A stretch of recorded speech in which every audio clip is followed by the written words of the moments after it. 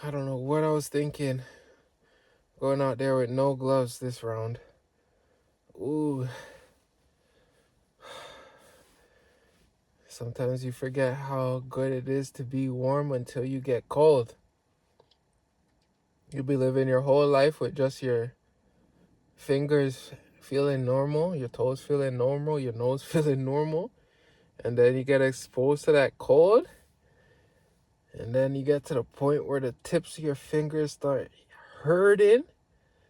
Or you can't even close up your hands or bend them up because it's too much pain. You can't even fully extend them because they feel frozen. They feel tingling, and then as you start to warm up your hands, they get that tingling, burning kind of feeling. It's a weird feeling, man. And I guess your body starts doing this to prevent you from getting frostbite, maybe. I think the blood doesn't want to go too close to the tip or to the extremities. So maybe your veins shrink. I'm just hypothesizing. Maybe I read this or heard this somewhere too, but I can't confirm nor deny. But I'm just vlogging, recording, documenting. Ooh, I got some snow in my boots, so I take out the snow before it melts. You don't want the snow to melt because then your socks get wet, and then your socks get wet, then your feet get wet. And if your feet get wet, you're done for. Done for out here. Can't knock any doors with frozen feet. That's a fact. But started to have some good momentum this round.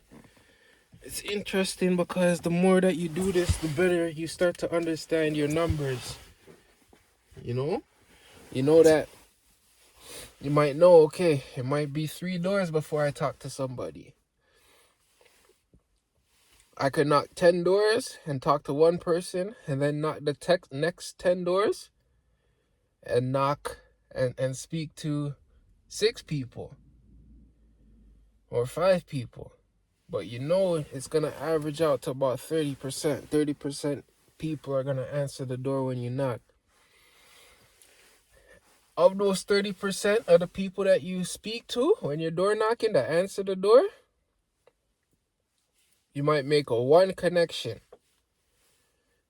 Find 1 person that'll give you their name, their email, number, address. Ooh, did I get address for that guy? Holy. I must have. I did not. I need to go back now and get that address. Slip interest. See what happens when you get rusty? That's why consistency is key. If you do something day in and day out, you don't get no rust on you. But beginning of the day, man, I can't believe I've dropped the ball on that. Now I gotta do my due diligence, figure out what was that man's address. Okay, think back. I remember now. It was the corner house. Okay, so now when I spin the car around and drive back this way, I'll be able to collect that address. But thanks for my brain for remembering and reminding. But yeah, back to what I'm talking about. Every day, in every way, you just keep getting better and better. It's this concept of never and... Sorry, I was just watching this car. It was coming pretty quick in the snow. I was getting a little bit nervous, driving a bit fast in these kind of conditions. But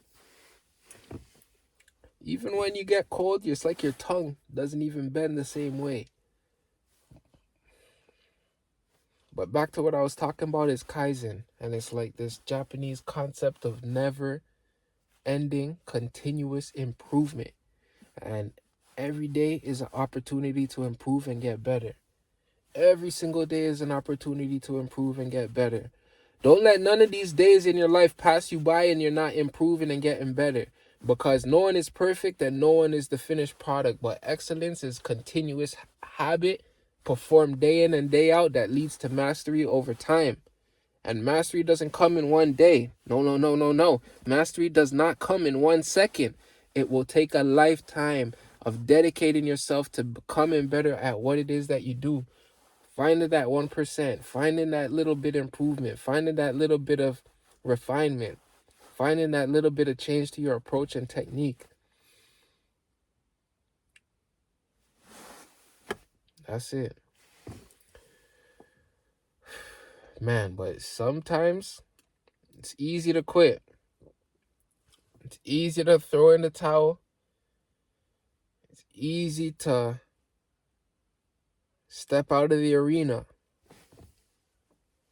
What's hard is to push through, to continue to persist and try to find a way, even when the odds are stacked out of your favor. What are you going to do when the test comes? Are you going to pass? Are you going to fail? What you going to do when the test comes? Will you lose? Will you prevail? What you going to do when the test comes? Are you going to stand tall, stand proud? What you going to do when the test comes? You going to be quiet or you going to be loud? Speak up or else you don't get what you want. The life going to pass you by and you're going to die without knowing what it is to really try. You don't want that. You don't want that at all. You don't want to be small. You know what your deepest fear is? So shine your light. Shine it bright. Every day and every night.